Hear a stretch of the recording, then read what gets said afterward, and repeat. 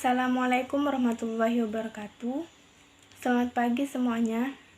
Yang terhormat kepada Bapak Muhammad Faisal selaku dosen pembimbing pada mata kuliah perencanaan pajak dan semua teman-teman kelas akuntansi A 2018 yang saya banggakan. Pertama-tama, marilah kita panjatkan puji syukur atas kehadirat Allah Subhanahu wa taala karena atas rahmat dan karunia-Nya sehingga kita semua dapat berkumpul pada acara di pagi hari ini. Tak lupa juga salawat serta salam semoga selalu tercurah junjungan kita Nabi besar Muhammad SAW. Pada hari ini, saya Yuliana Nur Indasari sebagai moderator yang akan memandu diskusi sekaligus pemateri ketiga dari kelompok ini. Topik yang akan kita presentasikan pada hari ini yaitu tentang perencanaan pajak perusahaan nasional.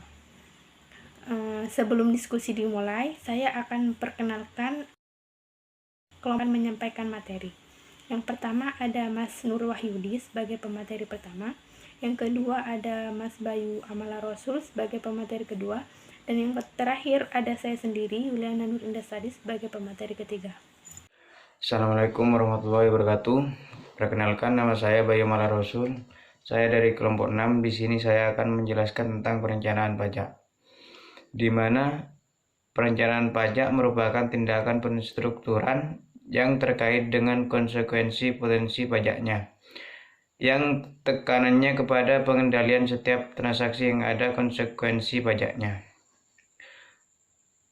Sedangkan tujuannya adalah bagaimana pengendalian tersebut dapat mengefisiensikan jumlah pajak yang akan ditransfer ke pemerintah melalui apa yang disebut sebagai penghindaran pajak dan bukan penyelundupan pajak yang merupakan tindak pidana fiskal. Yang merupakan tindak pidana fiskal yang tidak akan ditoleransi. Dari pengertian tersebut, terlihat bahwa perencanaan pajak melalui penghindaran pajak merupakan satu-satunya cara legal yang dapat ditempuh oleh wajib pajak dalam rangka mengefisiensikan pembayaran pajaknya. Dalam pelaksananya sendiri tentunya sangat tergantung kepada manajer, sampai sejauh mana para manajer tersebut mewaspadai secara konstan alternatif penghematan pajak pada setiap tindakan yang akan diambilnya. Sekian penjelasan dari saya, kurang lebihnya mohon maaf. Assalamualaikum warahmatullahi wabarakatuh. Assalamualaikum warahmatullahi wabarakatuh. Saya Nur Wahyudi akan menjelaskan penjelasan dari teman saya yang sebelumnya. Melanjutkan, saya akan menjelaskan terkait perusahaan multinasional. Perusahaan ini yaitu perusahaan besar yang umumnya berada di berbagai negara industri dan mempunyai kantor di berbagai negara. Umumnya di berbagai negara yang berkembang. Karena perusahaan ini bergerak di berbagai negara dan adalah perusahaan global, maka tentu akan berdampak kuat pada kondisi politik secara global. Selanjutnya yaitu perencanaan pajak pada perusahaan multinasional.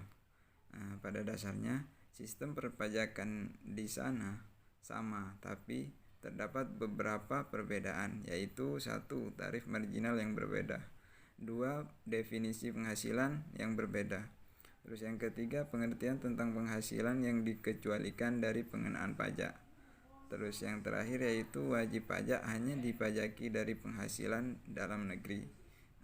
Itu saja, terima kasih. Baik, saya Yuliana Nur Indasari, NPM 718221276, sebagai pemateri ketiga akan menjelaskan materi tentang pajak berganda perusahaan multinasional.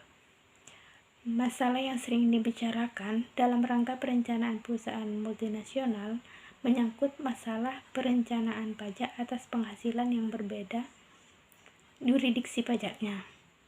Pemecahan masalah ini biasanya dilakukan melalui perjanjian penghindaran pajak berganda, yang mana tujuannya untuk mencegah pengenaan pajak berganda atas penghasilan perusahaan multinasional dengan cara memecah-mecah penghasilan dan biaya yang dialokasikan di berbagai yurisdiksi pajak tersebut. Pajak berganda ini dapat dihindarkan apabila Yang pertama, pengenaan pajak atas penghasilannya hanya dikenakan atas penghasilan di satu negara saja. Yang kedua, ketentuan peraturan perundang-undangan perpajakan memungkinkan adanya kredit pajak.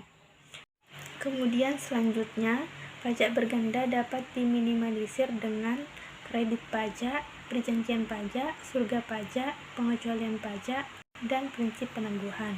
Yang pertama ada kredit pajak. Memungkinkan wajib pajak untuk mengurangi jumlah pajak yang terutang atau dibayar luar negeri dari jumlah pajak yang berdasarkan ketentuan peraturan perundang-undangan perpajakan.